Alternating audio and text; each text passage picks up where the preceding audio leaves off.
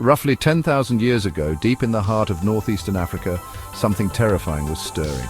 A microscopic predator that would alter human history.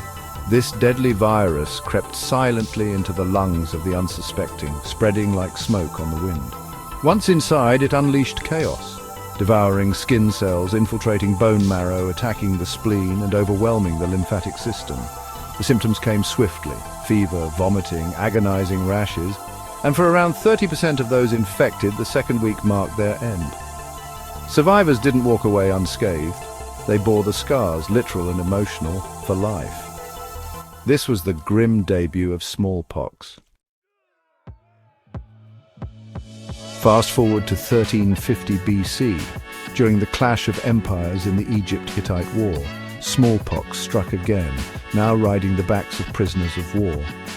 Egyptian captives carried the virus into enemy lands, where it decimated the Hittites and even claimed the life of their king.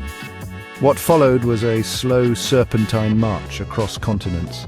Egyptian merchants spread it far and wide. The Crusades dragged it through the Arab world, and when Spanish and Portuguese conquistadors set sail, they unwittingly delivered it to the Americas, where it caused devastation on an unimaginable scale. By the 20th century, smallpox had racked up a body count so large it's difficult to comprehend.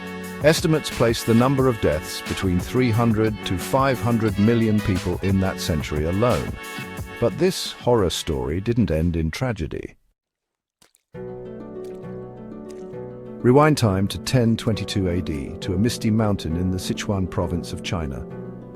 On Shan, a Buddhist nun discovered something extraordinary. Observing that those who survived smallpox never caught it again, she began an unusual practice, grinding up scabs from the infected and gently blowing the powder into the nostrils of the healthy. It was primitive, risky, and utterly brilliant. This rudimentary method, known as variolation, laid the groundwork for future breakthroughs. Over the next centuries, variolation evolved. By the 1700s, physicians in several parts of the world were intentionally infecting healthy individuals by inserting material from smallpox sores into tiny cuts on the arm. It was a gamble. About 3% of those who underwent this procedure still succumbed to the disease, but the odds were better than natural infection. Then came Edward Jenner, a quiet revolutionary with a curious mind. As a young apprentice in the English countryside, Jenner overheard a dairymaid boast, "I shall never have smallpox, for I've had cowpox." At the time, cowpox was considered a mild illness, a few lesions here and there easily endured. But what Jenner noticed was groundbreaking. Dairymaids who contracted cowpox never seemed to get smallpox. The two viruses were cousins, genetically related, but cowpox was far less deadly. In May 1796, Jenner made his move. He found Sarah Nelms, a dairymaid with fresh cowpox lesions on her hands from a cow named Blossom. He extracted material from her sores and introduced it into the arm of James Phipps, the 8-year-old son of Jenner's gardener. The boy fell ill with a mild fever and some discomfort, but he recovered. 2 months later, Jenner tested fate. He exposed James to smallpox. Not the gentle cousin, but the real killer. Nothing happened. No rash, no fever, no death. James Phipps was immune. Jenner repeated the process with more patience, confirming the results again and again. What he had created wasn't just another form of variolation. It was something new: vaccination, named after vacca, the Latin word for cow. This method didn't rely on the dangerous smallpox virus itself, but instead on the tamer cowpox, making it far safer.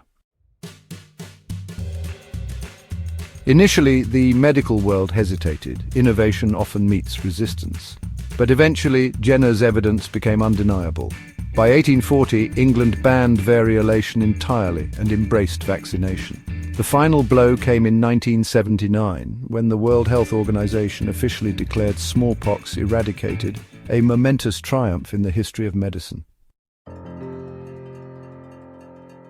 Edward Jenner is rightly celebrated as the father of immunology, but history, when told properly, remembers others too. The observant Buddhist nun on her mountain, the brave dairymaid Sarah Nelms, and young James Phipps. the boy who helped test a revolutionary idea and lived to tell the tale. Together, they helped humanity conquer one of its oldest and deadliest enemies.